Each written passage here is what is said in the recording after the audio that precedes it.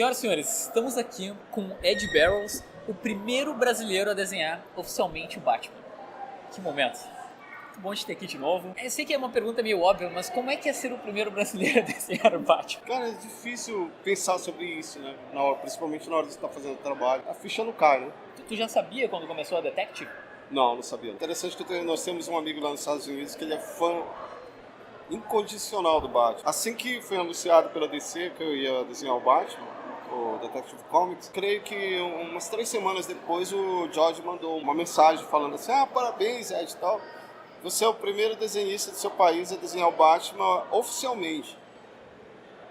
Eu li aquilo, eu achei que tivesse entendido errado. Pra mim foi assim, brincadeira. O cara não deve saber quantos desenhistas brasileiros tem no mercado e nem quem são também. Eu deixei aquilo como irrelevante. Aí, um certo tempo depois, eu conversando com o pessoal da Mundo Super-Herói, com o Gustavo, que é editor, eu perguntei pra ele.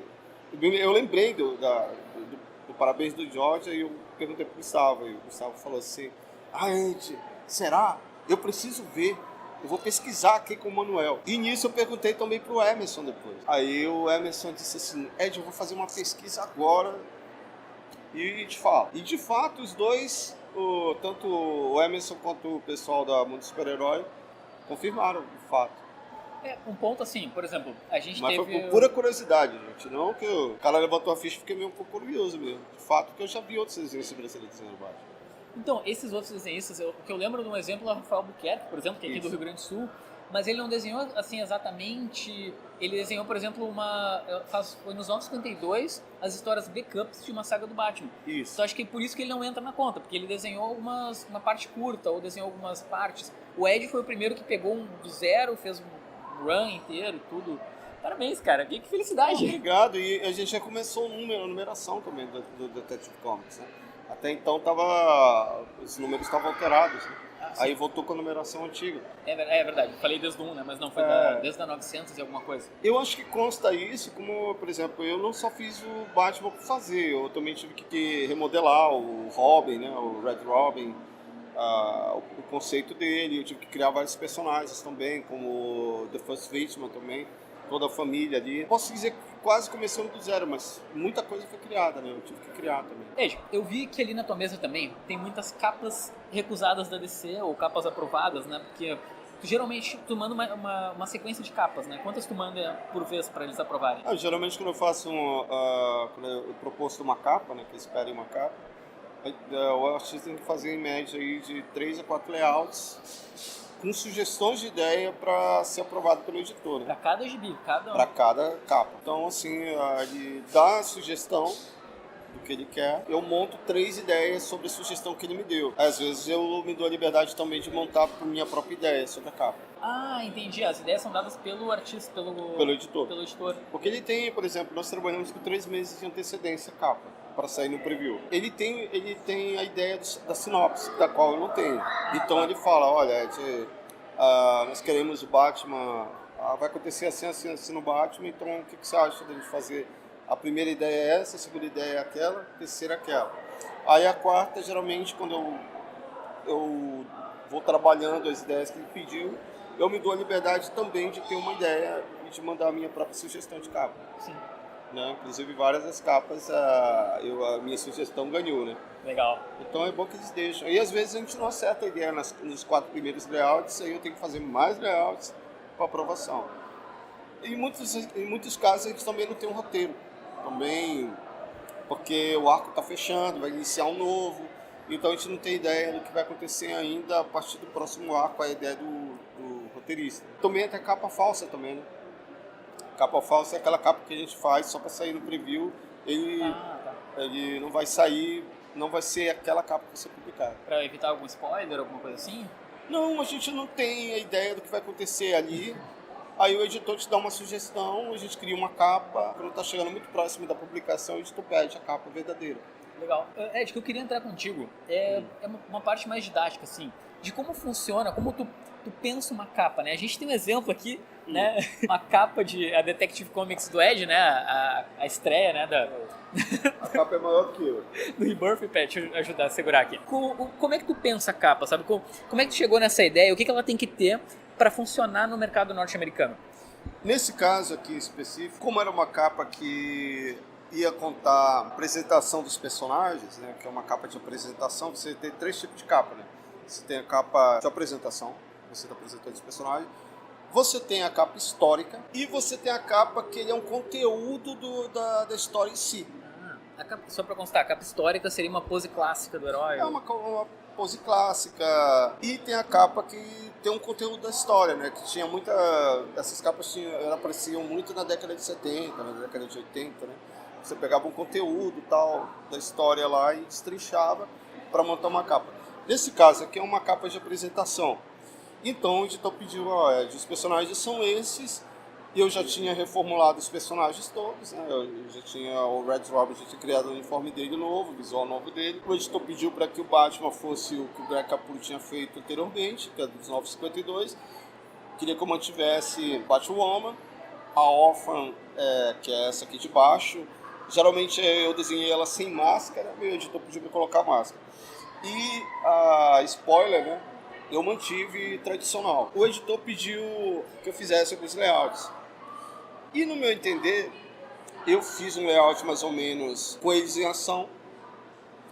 E fiz um layout com eles, assim, sobre uma pilastra, né? Ou sobre uma cobertura, né? Sim. Aí eu pensei comigo, por que eu não colocar logo o Detective Comics aqui embaixo? Colocar o letreiro aqui. Às vezes eu posso dar sugestão. E eu coloquei e o editor ficou doido na segunda capa. Ele disse, cara, ficou legal. Adorei a número 2, né? Eu perguntei, eu posso fazer o letreiro, desenhar o letreiro na mão? Aí o editor aprovou e tal. E para chegar nesse conceito, como é uma capa de apresentação, são muitos personagens, eu decidi colocar o Batman centrado. Sim. Ele é o centro. Então eu desenhei o Cara de Barro para que a composição ficasse assim, ó, girando. Ele mantém uma composição, ele mantém um ângulo. Nada foge a isso aqui, tá vendo? Inclusive a neve ajuda a trabalhar para que a capa fique esférica, circular. O fato de ela ser esférica ajuda no quê? Ajuda você primeiro a destrinchar os personagens, ajuda na visualização da capa, por exemplo, ajuda o leitor a ver o que você quer que ele veja. Entendeu? O que ele vai ver primeiro? Ele vai ver primeiro o letreiro porque está mais claro. Mas os holofotes aqui ajudam a puxar para os personagens. Tudo joga para eles. Mas primeiro você vê o Batman, depois você vê o Cara de Barro, depois você vê a Spoiler, depois você vê a Batwoman, a Orphan e depois o Red Robin. Legal. Você tem a leitura nesse sentido. Você puxa daqui para cá. Saber trabalhar a questão de narrativa te ajuda muito a saber vender sua capa. Só corrigir o Red Robin, porque anteriormente nós usamos a versão dos 952 dele. Né? Ele tinha uma asa e tal. E o editor só pediu para reformular o personagem depois da capa pronta. Sim. Aí eu tive que, antes de enviar para o Weber finalizar, eu tive que criar o personagem, né, criar o uniforme dele, usando o clássico como base. E depois eu vim reconstruindo tudinho o personagem. E uma coisa interessante é que essa capa ela foi feita em formato A2, porque ela ia entrar um letreiro aqui em cima, que era o Rebirth, uma tarja preta e o Rebirth. E o editor falou isso depois, olha, nós vamos precisar de um espaço em cima. Inclusive a ideia foi tão boa que o editor gostou, que o Action Comics do Superman saiu também, que ele ia voltar com a numeração original, ele saiu também com o letreiro feito à mão. Legal. Serviu de inspiração para o outro. E o editor mesmo falou sobre isso. Sim. Eu já vi, por uma capa eu já fiz 8 layouts. Já fiz 10 layouts por uma capa. E tem vezes que eu acerto de primeira. É aquele layout que eu enviei e o editor aprovou. Mas hoje a DC está mais rigorosa, gente. Você está pedindo 3 layouts toda vez. Já nessa capa aqui, em especial, era a capa da edição 0 dos 952. A DC pediu todas as capas com fundo branco, porque ela ia fazer uma montagem lá, é como se o Asa Noturna estivesse saindo de dentro das páginas. Só um parênteses. No caso, com o fundo em branco, fica muito mais fácil para ti, muito mais rápido. A DC deveria pedir isso mais vezes, gente. Não, então, o valor é o mesmo. Porque digo assim, um desenhista não recebe mais ou menos por uma capa. É sempre o mesmo valor, sempre não importa a capa. Sim, sempre o meu valor. Desculpa, pode continuar. Independente se você vai fazer uma mão, se o editor pedir só o visor do Asa Noturna jogado no nada, tipo, caindo, ou seja, você vai desenhar o visor, a máscara dele, para isso você mesmo que você for desenhar ele sobre uma cidade com toda a cidade de Gotham City atrás. vai te dar trabalho pra caramba fazer ele com a Gotham City toda atrás, mas em compensação vale você mesmo. Curioso. E outra coisa, nem sempre a capa muito detalhada é uma capa atrativa, né? Porque aí tem um desafio de você fazer uma capa extremamente comercial, tendo ideia que vai ter um logo e vai ter as chamadas e vai ter mais créditos na frente. E vai ter a barra também, o código de barra na frente também. Sim. Então tudo isso o desenhista tem que levar em conta e tem que trabalhar com isso na cabeça. Eu sempre tento trabalhar a capa como se ela fosse um pacote só. Como se eu fosse fazer tudo, digamos, vai ter o letreiro, o título. Então eu tento montar isso como se fosse um quadro. Tudo parte de uma mesma coisa. Às vezes eu tento imaginar o letreiro ajudando na formação da arte, para que isso não fique só um título em cima e o desenho embaixo. Essa é uma capa clássica, podemos dizer. Essa é uma capa clássica. Sim, é uma posição clássica. Ou diferente dessa capa aqui, é que eu fiz toda ela no lápis, ela não tem arte final. Ela foi feita toda no lápis, colorida direto sobre o lápis. Muita gente acha que eu pintei essa capa à mão. Muita gente pergunta, mas você usou aquarela? O que você usou para pintar? Porque parece, se você olhar, que ela foi pintada à mão, mas na verdade foi o Rodiers que fez uma bela pintura digital aqui no Photoshop e deixou a capa realçou bem a capa, deixou a capa mais bonita. Mas essa aqui é uma capa mais tranquila de ser feita, mas eu fiz 3 versões dela. Posições 3 diferentes. posições diferentes. Sim. Desenhei ele saindo de dentro do papel, um sopro, depois eu desenhei ele saindo de dentro do papel de uma outra forma, pulando, e dessa aqui ele saindo como se ele estivesse sendo puxado. Facinho, gente. Facinho. Um dia ainda chego a desenhar que nem eu vim aqui. Não, então, em primeiro lugar, é demais saber como funcionam os bastidores da DC, né, e como funciona a ideia da capa. E na parte interna, tem alguma orientação de... Eu sei que é meio uma pergunta meio aberta, mas o que tu acha que... Como o Batman tem que estar sempre no gibi? Tem alguma orientação, assim, fixa pro personagem? Não, o Batman é O próprio roteiro já te indica tudo o que você precisa fazer. Tem algumas coisas em termos de violência que o editor pede pra gente ser mais empoderado.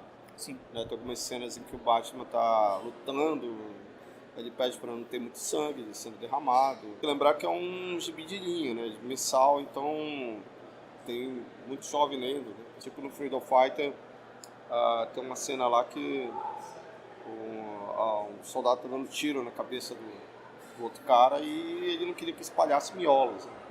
Deixou bem claro no roteiro, pelo amor de Deus, pega leve aí, não desenha miolo sendo espalhado não, que fica feio. Tudo que você precisa para desenhar a história está tudo descrito no roteiro.